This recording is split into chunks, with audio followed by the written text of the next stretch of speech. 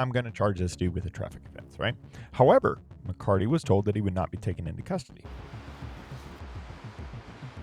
He had consumed 2 beers and smoked several joints of marijuana.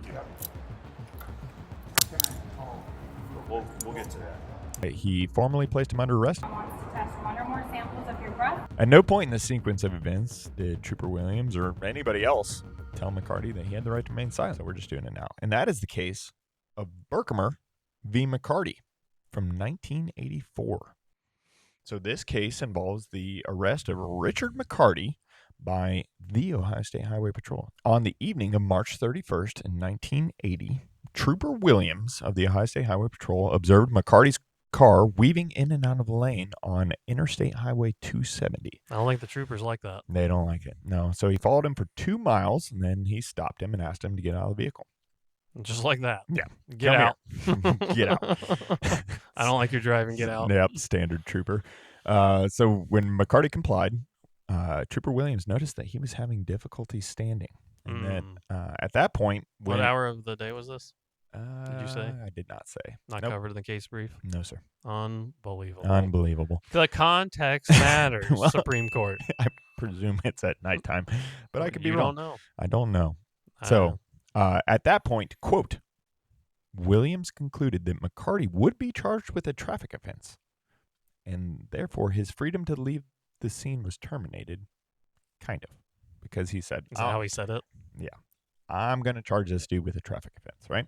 However, McCarty was told that he would not be taken into custody. So then Trooper Williams asked him to perform a field sobriety test. Mm-hmm. Mr. McCarty didn't do so hot. So while still at the scene of the stop, Trooper Williams asked McCarty whether or not he'd been using intoxicants. And McCarty replied that, quote, he had consumed 2 beers and smoked several joints of marijuana. Oh, they always say 2 beers. A short time the before. extra smoking 2 joints also is a nice Several. topper. It just says several. So that could be a number. But you're right. It's always 2 beers. Always 2 beers. Yep.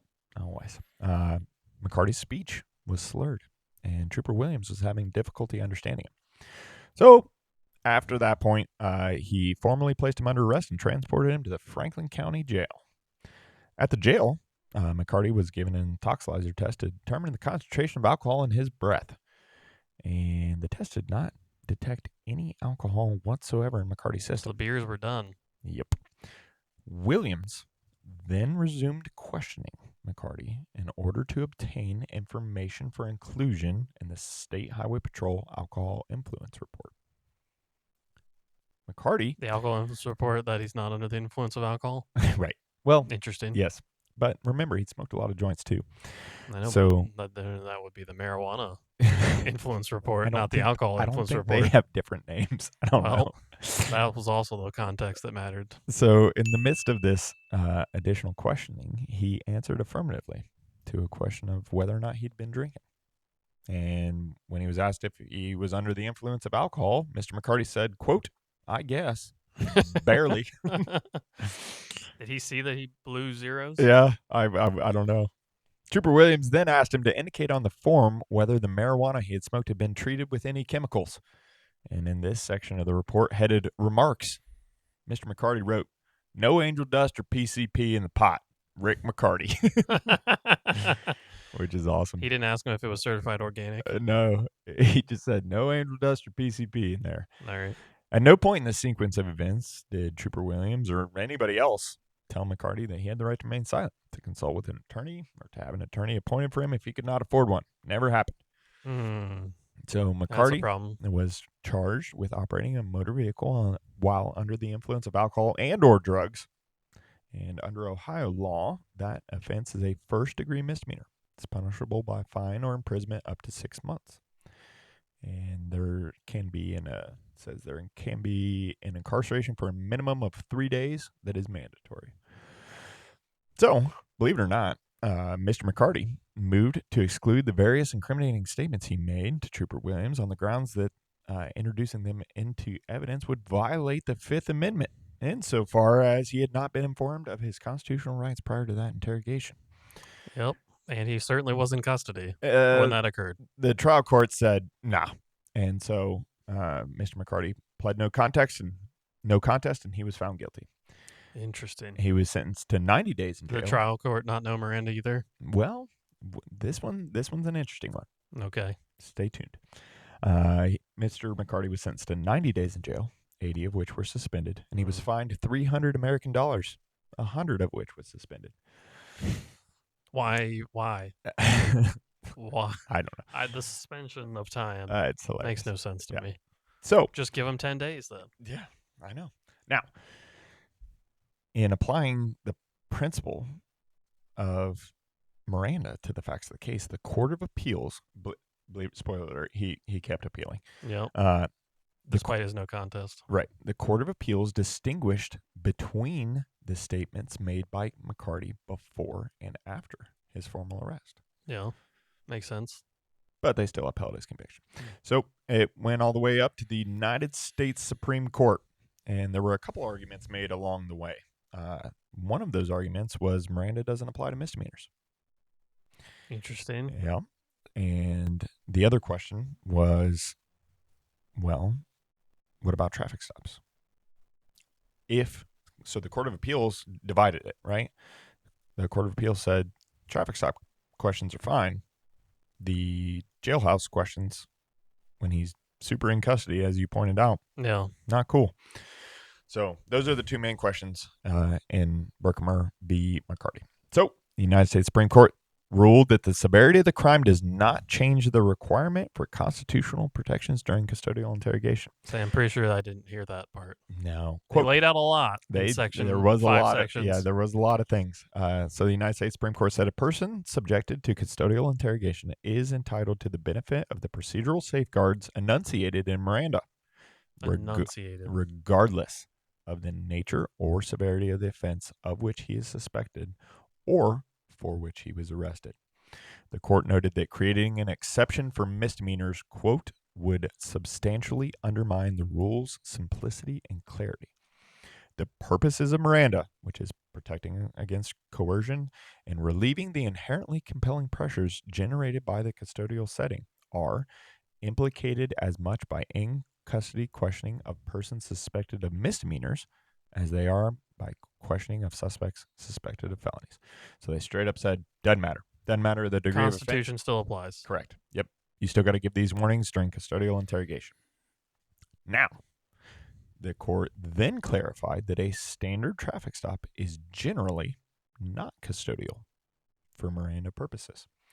And they go into specific reasons why they do that. So, quote, the roadside questioning of a motorist detained pursuant for a routine traffic stop does not constitute custodial interrogation for the purposes of the Miranda rule.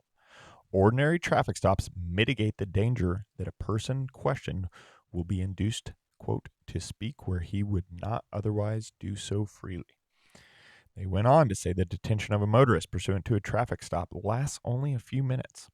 A motorist, depending on how quickly you are. Well, right. But a motorist's expectations when he sees a policeman's lights and sirens or lights flashing behind him are that he will be obliged to spend a short period of time answering questions and waiting while the officer checks his license and registration, and that he may be given a citation, but in the end, he most likely will be allowed to continue on his way. So that is, you talked about it earlier, right? What is the expectation? What does a reasonable person in that position think?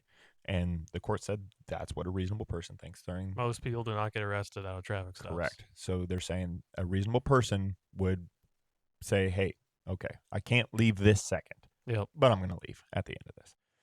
The circumstances associated with a typical traffic stop are not such that the motorist feels completely at the mercy of the police. Now, to be sure, there's an aura of authority surrounding an armed uniformed officer and the knowledge that the officer has some sort of discretion, right, in deciding whether or not to issue a citation. Yeah. So that exerts some pressure on the detainee to respond to questions. But other aspects of the situation substantially offset those things, right? Perhaps most importantly, the traffic stop's in public.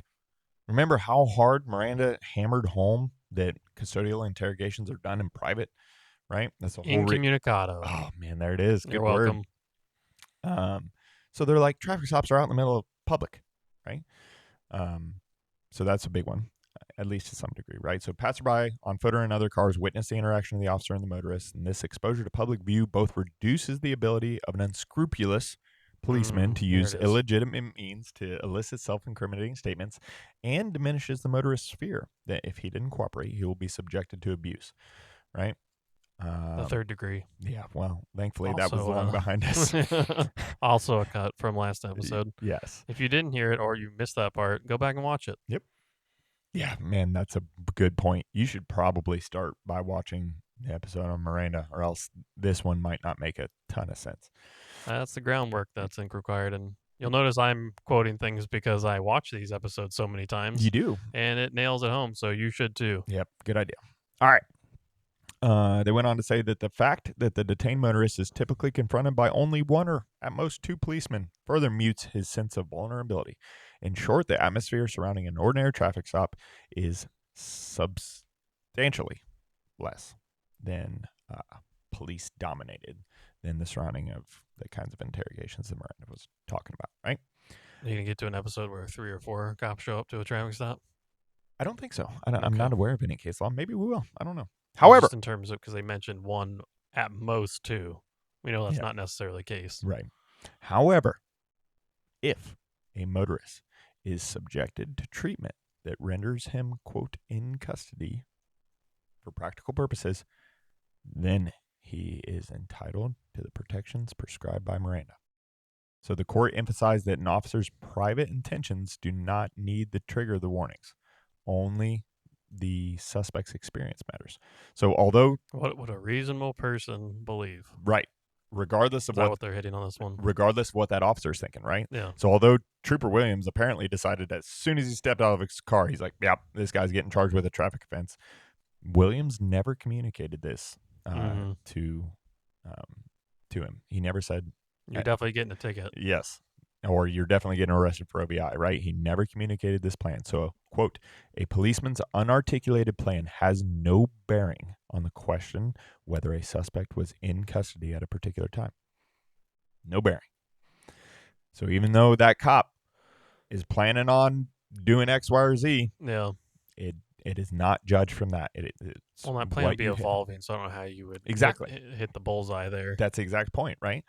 Because that The dude probable cause is building throughout. correct, and it can disappear in an Mhm. instant too, right? Yeah, your So- observations are changing. Yep. So whatever that officer is thinking at the time does not apply to whether or not that person is in custody at that time. The Also, only a dangerous game of trying to get into somebody's head. Yeah. The only relevant inquiry is how a reasonable man in the suspect's position would have understood the situation, which is a very, very important quote. But So, again, does Miranda apply to misdemeanors? Yeah, you better believe it does. Is a routine traffic stop custody? No.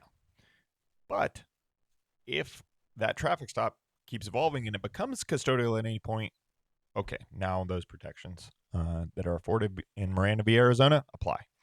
So, in this case, the initial pullover, not custodial. The roadside tests and conversations on the roadside, not custodial. Once he arrests him, takes him back to the station, those are totally in custody. And since he didn't Mirandize him, all those are not admissible. But everything, even on though it's sweet written part Right. about PCP and angel dust. yeah, I know. But so that's what they ruled. That's an important case. Again, we talked about it a little bit earlier, but you don't have to Mirandize every single person you come in contact to, right? The majority of traffic stops work out that way. Just know that if that traffic stop continues to evolve and now it becomes a custodial interrogation, you can't keep asking questions without Mirandizing that individual. You need to recognize that. Can't keep asking incriminating questions. That's important too. That's the case, and that's the rule. If you'd like to see the full video breaking this topic down, make sure you click the video here. And make sure you're subscribed for more nuts and bolts editions right here. Thanks for watching.